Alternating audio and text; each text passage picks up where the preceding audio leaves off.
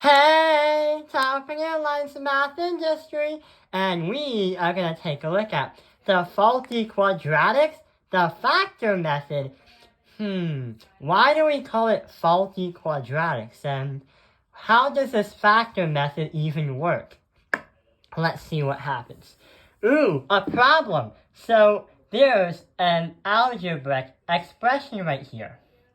There is something a bit suspicious about this expression.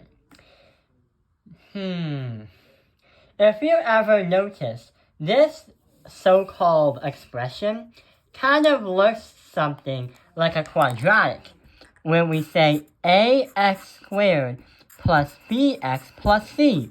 It kind of looks like that, but instead of a quadratic, it's called a quartic. But why are we relating this and that together? Well, we have a quartic trinomial, and not only that, it's kind of formatted the same way, but instead with different exponents. So let's try to factor it all out and see what we can do. So we can treat this just like a quadratic, even though it's a quartic trinomial. That's why we literally call it the faulty quadratic, because it's not a quadratic, it's a quartic. So let's see what happens. Treat it just like the quadratic we've learned from in the past few years. So we have negative 12 on the top, and we have negative 4 on the bottom. What can be multiplied to negative 12 and add to negative 4? Well, we have negative 6 and 2.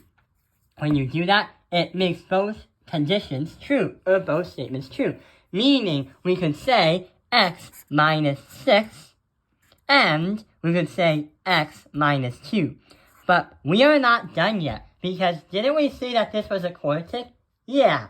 So instead of saying this and that, because that makes a quadratic, a quartic is kind of like double the quadratic. So instead of saying x minus 6, we say x squared minus 6, and x squared minus 2. Done. Those are the factors of this expression right over there. So the faulty quadratic factor method is kind of like a cheat or a hack to mathematics when you're trying to solve these kind of problems. Let's take a look at the second one. The second one is going to be pretty much the same exact idea. So let's see what happens. Treat it just like a quadratic. We make our puzzle here, the x puzzle. X marks the spot. Negative 16 and 6.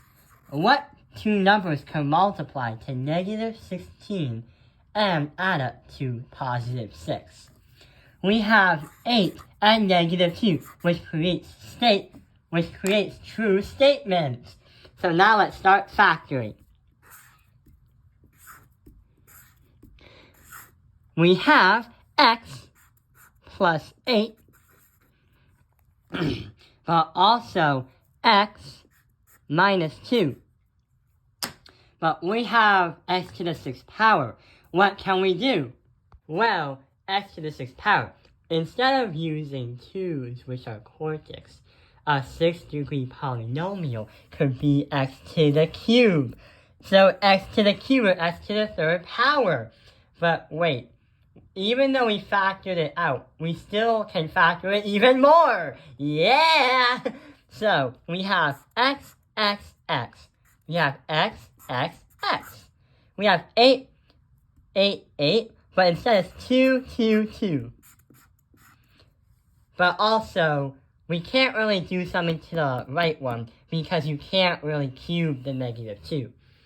So, let's see what happens. We have x and 2. Wait, this is just like the last problem we did in the last video. Yeah, the factor by the SOAP method. So, unexpectedly, we can now merge the two methods together.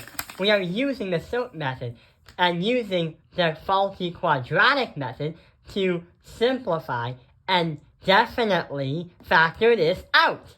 Let's get started. We have an x and a 2. when you do that, you're going to have x and 2. But from the SOAP problem, or the SOAP method, it's going to be the same sign. So we have a positive, and this shall also be a positive. Let's take a look at the second one. The second one should be able to have a bigger spaced brackets. It's going to be the opposite, but what can we pull out of it? I say 2 and 2. 2 and 2 are going to be 4. We can say x and x. X and x is going to bring us 2x squared. And last but not least, we have, in black, negative 2x. Because that is going to be the mixture of the variable and the constant. So let's do a check. So we have our same sign, check right there. We have an opposite, check, and we also have to have it always positive. We forgot to put the positive here, but I'll add it right here. So yeah, we are done? We're not done yet. We still have to move this all the way down over here. So x to the power 3 minus the 2. Now we are done. So that is a longer example when you have something other than x to the 4th. And you might need to combine and interchange all the different methods you have learned. On your next math test or assignment, you will be practicing and you will be required to know how to mix all the different methods and know which ones to use according to what expression is present on the piece of paper or on the assignment or test. If you are taking a test or an assignment, good luck. Have fun. Thank you. I hope this video has helped you understand faulty quadratics, the factor method. Thank you for watching Tao Airlines Math Industry. Like and subscribe.